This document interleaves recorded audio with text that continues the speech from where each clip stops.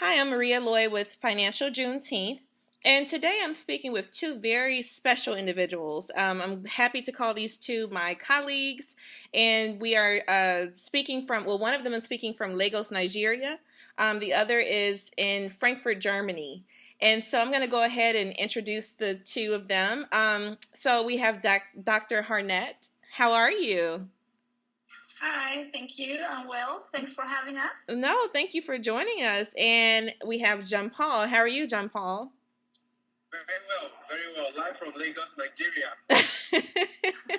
And just for the sake of full disclosure, John Paul is speaking with us today from a local cafe because he got caught up in Lagos traffic. So if you hear some noise or something in the background, it's because he's out in public having this conversation, which shows how dedicated he is to this. So thank you so much, John Paul.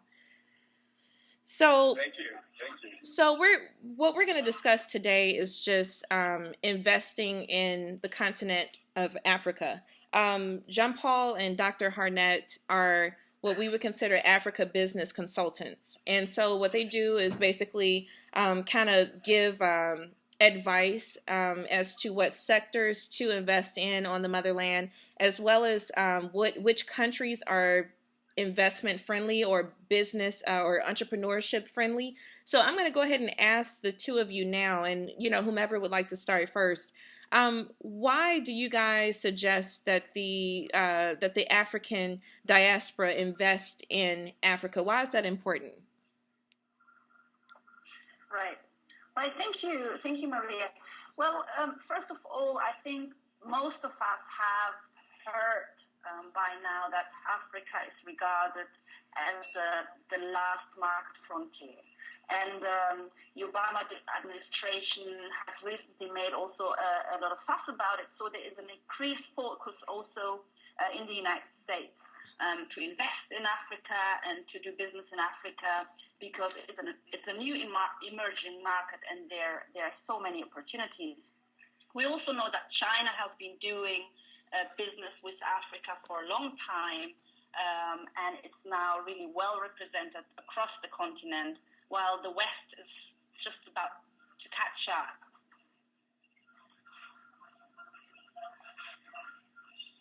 Okay, it looks like Dr. Harnett got frozen here. So maybe John Paul, while the internet connection catches up on her end, maybe you can tune in now. So why do you suggest? Oh, go ahead. The way I see it, obviously I'm on ground in Africa, so I can give you first-hand information on exactly what the tempo and what the ground is like. The way I see it, there's this wave of entrepreneurship that's erupted on the continent. There are startups, coming up everywhere because people are finally coming alive to the needs and challenges on the continent. The interesting thing is, before now, the world used to see Africa as a place of, need, problems, challenges, and all that. But the interesting thing is, these are all gold nuggets. When people are hungry, what do they need? Food. Food definitely comes at the price. If you can provide them what they need, they're willing to pay. People need clothing. People need housing. Just all sorts of things. People need convenience. People need jobs. And if you can provide all of these within these life opportunities, I'm not telling you this because that's what I think. That's what's actually going on. There are startups that are, coming up and addressing people's needs and are just turning into million-dollar organizations. Not all of them, but the promise is high. The promise is really, really high. I've seen a couple of people, both people who grew up on the continent and people who maybe are in the diaspora and decided to come back. They've come back and they're doing quite interesting things.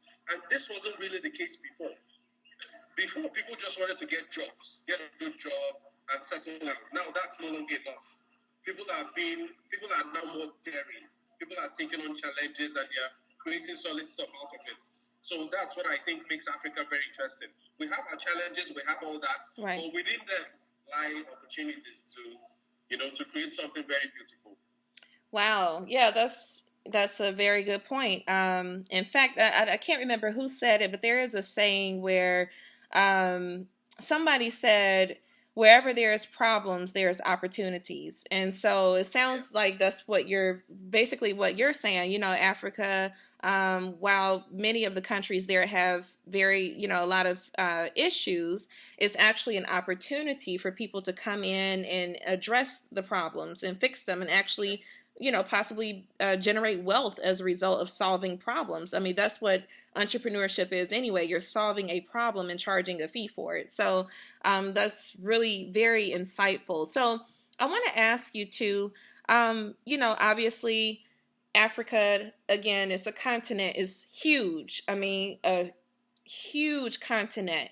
So what regions, specifically what countries, do you guys suggest that people start investing in and or creating businesses in, and why? Could you kind of go over that for me? Arnett, you have to take this one.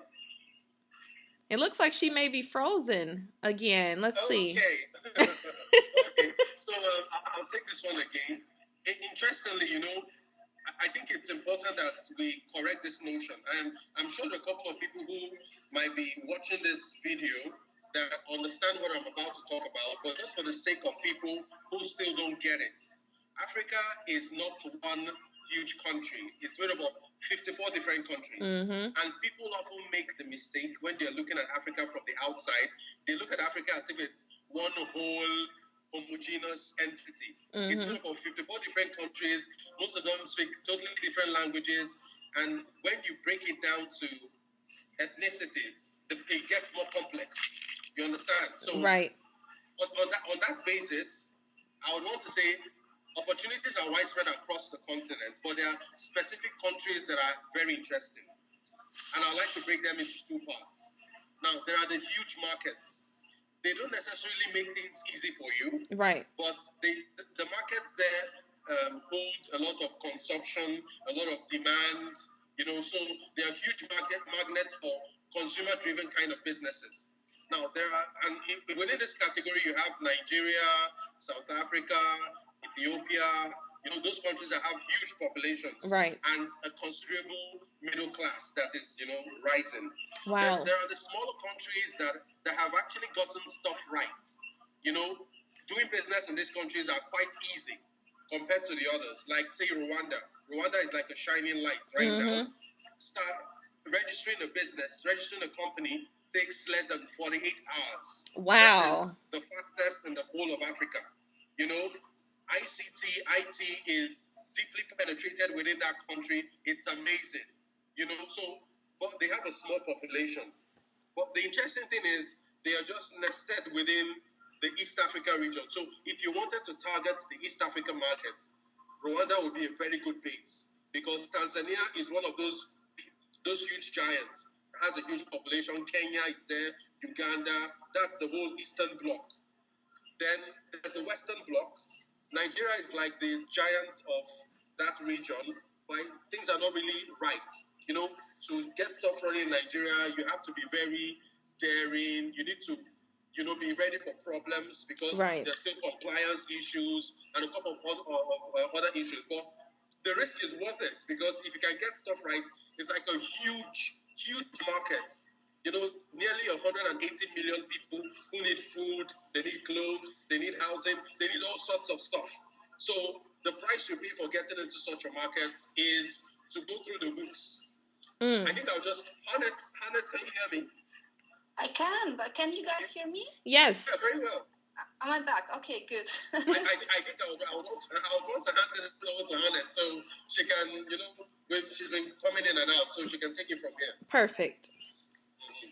Yeah, so maybe let me just, what I wanted to add earlier on, I think it somehow got frozen. What I wanted to add earlier on is obviously, first of all, we have Africa as the last market frontier. It's a huge population over the 54 countries in Africa, one of the fastest rising population in this world right now, with the fastest rising middle class, and the middle class has all the spending power now, and wants the Western lifestyle and has new wants and needs and demands, and they need to be met. So in Africa right now, you have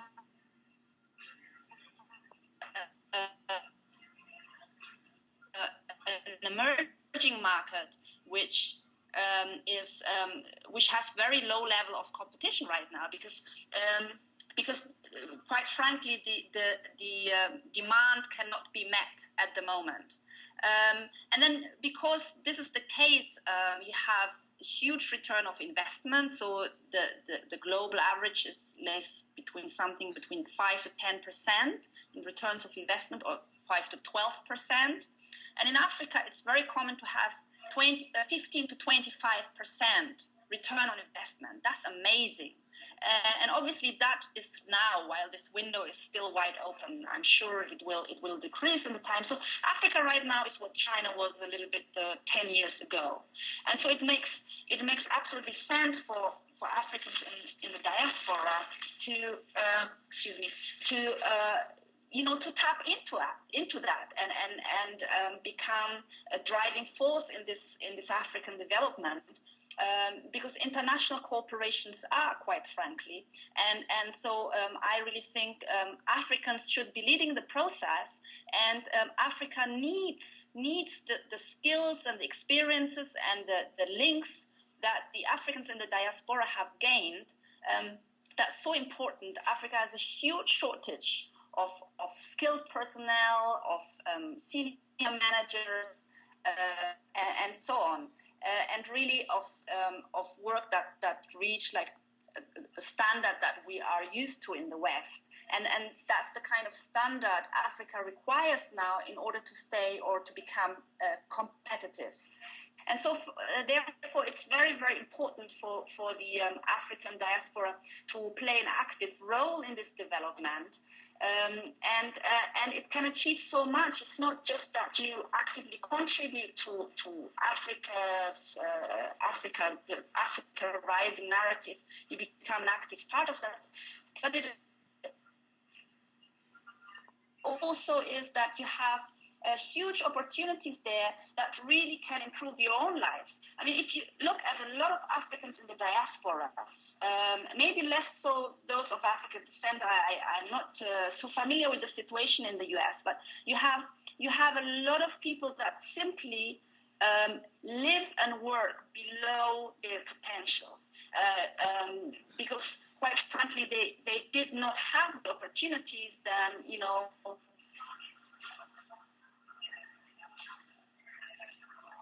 born and raised and having, let's say, 5 generations of people who came from that country. So you are somehow, in many cases, a second-class citizen, and that's still very much how it is across Europe, and I believe in the USA as well.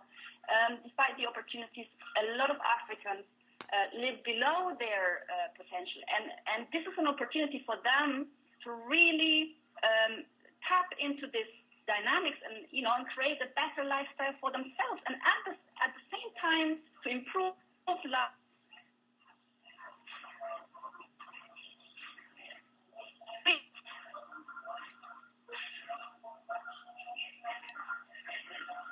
Sounds like it may have cut out just a little bit there. Okay. I think I'll just take it on from there until she comes back. The interesting thing about what Harnett has said is whether you look at Africa from a microscopic angle or from a macroscopic angle, everything is pointing up. Now, there's one basic truth. Before now, it was the dumping ground for aid. Everybody just wanted to, give stuff to Africa because, right. That kind of thing. And that was the time when the Asians were getting it right. Now, things are getting better in Asia. The developed world is experiencing lower than expected growth rates, and everybody all of a sudden is looking down to Africa. Now, I need to make the distinction that this is not just about consumption. This is a richly blessed land. Right. Natural resources, mineral resources, human resources, every single thing you need to create a production giant is right here. So it's not like, for centuries, Africa, timber, mineral resources and natural resources have been harvested, and, it's still not depleted. You still have lots of stuff here. I was reading the other day, there's this research that says about 60% of the arable land, that agricultural land in the world, is still in sub-Saharan Africa. And there's this thing going on about a land grab.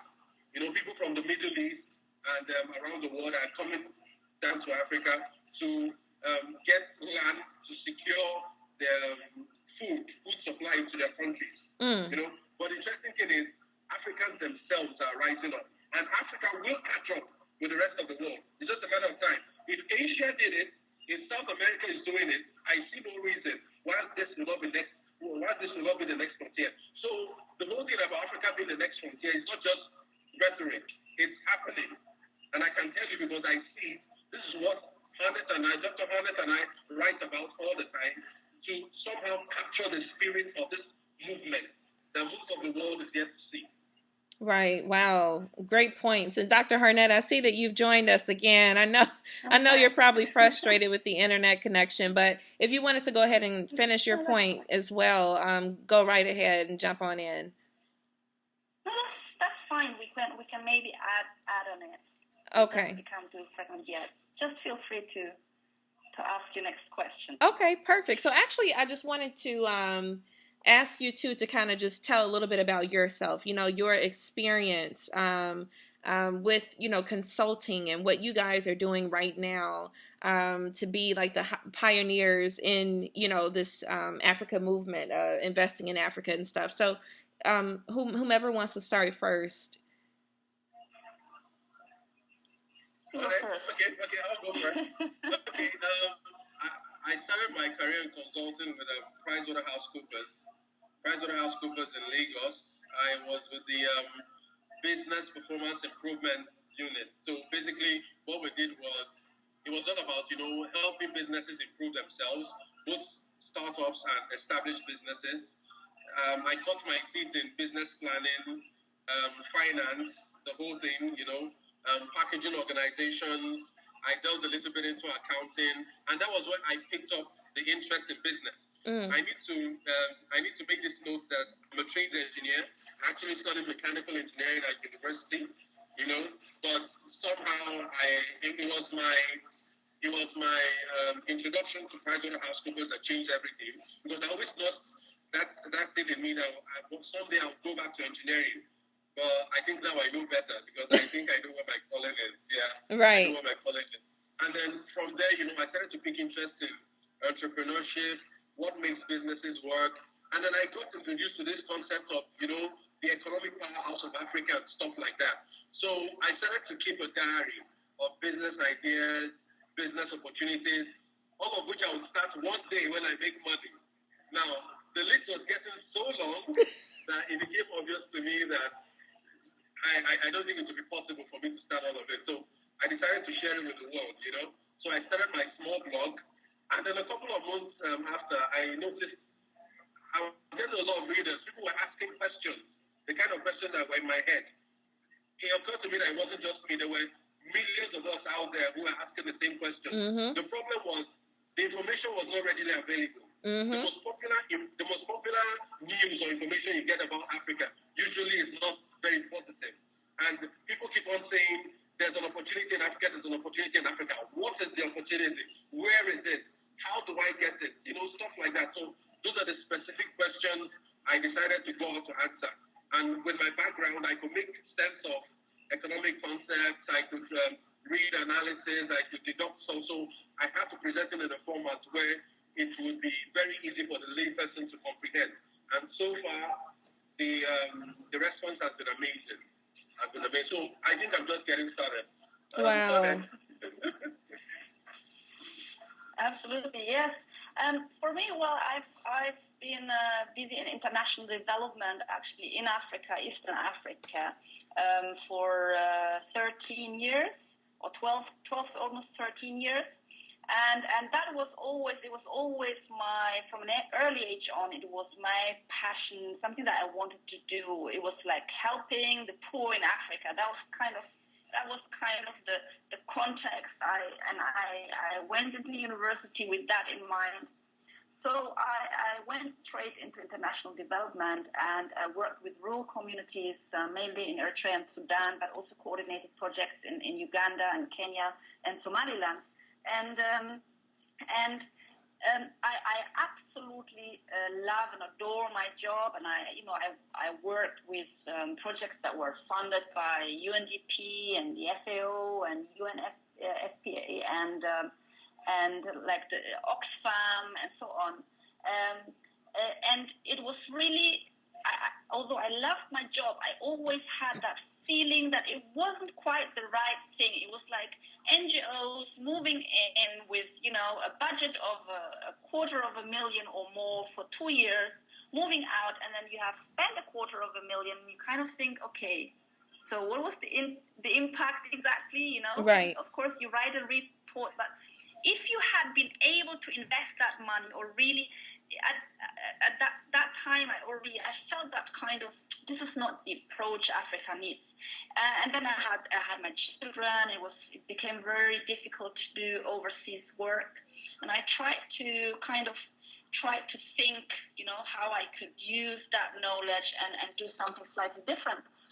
And just by chance, and this is like me having worked on the continent, I had no idea about this Africa Rising story or narrative, because it was simply not out there. And so 2 years ago, and this is just 2 years ago, in 2012, well, now we have 2015, so it's 2.5 years ago, I stumbled over this article on the internet that said, if you want to become an internet billionaire, move to Africa. And I was neither into internet or into technology. Yeah, Jean-Paul knows that I'm not into technology. Nor was I into making billions, but just that title, move to Africa if you want to become an internet billionaire.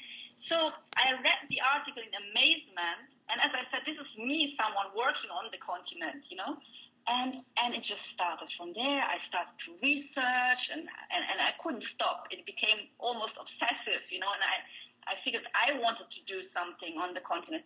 So what we can see from that really is 2.5 years ago, there was hardly anything out there in this regard. Right. We can really see how fast things are moving, and what that tells us, or everyone that listens to us, is you have to have a sense of urgency to get in there. Because, now the race has started, and you can really see that. Yeah, I totally agree with you. Yeah, I have my own, obviously I forgot to say, I have my own business blog, Africa Business Jumpstart.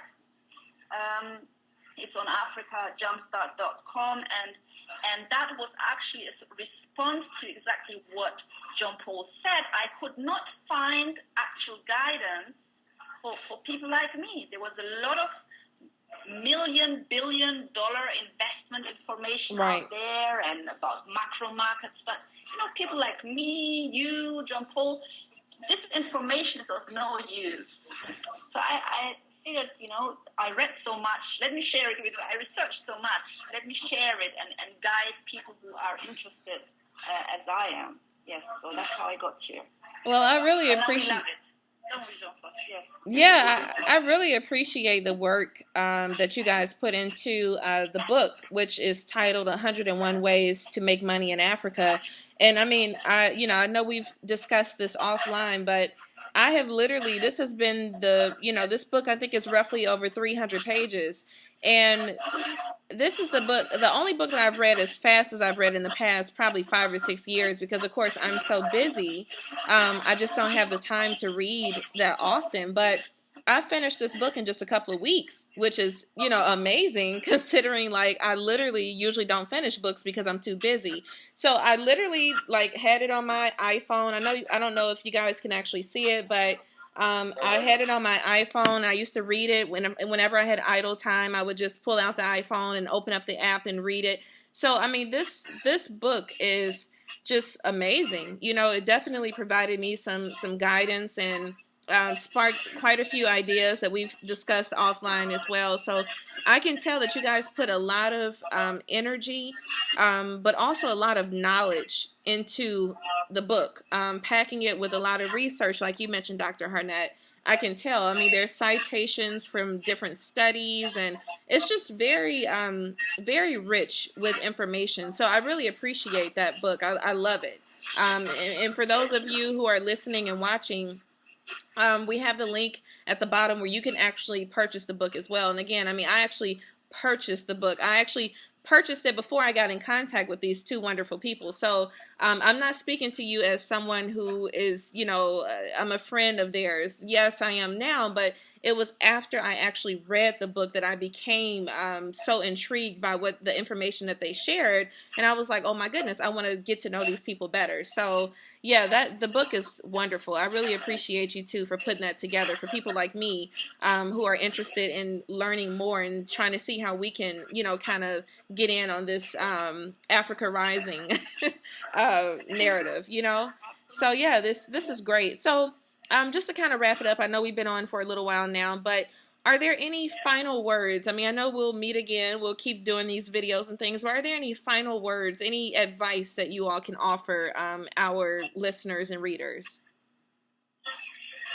Okay, I think I have two pieces of advice. Now, the book is titled 101 Ways to Make Money in Africa. These are not instructions. You know, by the very nature of an idea, it's a spark that starts something in your head. That is what we want to do. We want to create a spark in your mind. Wow, I never thought of that. That's what we want from the book. Right. It's we could make it a 1,001 ways to make money in Africa. Yes, Africa is that good right now. We can guarantee that. But it's to create a spark. And secondly, for people who are scared, who think don't have to come over to Africa and deal with the power shortages, no water, no light, I'm stuck in traffic and things like that. There are two ways you can do it. You can be active or you can be passive. Right. There are organizations that are targeting Africa, venture capital firms, private equity, investment funds, for passive people who still want to catch their breath until they take that plunge. That's one way to start. Rather than wait until you miss the train. You know, that's a passive way to start.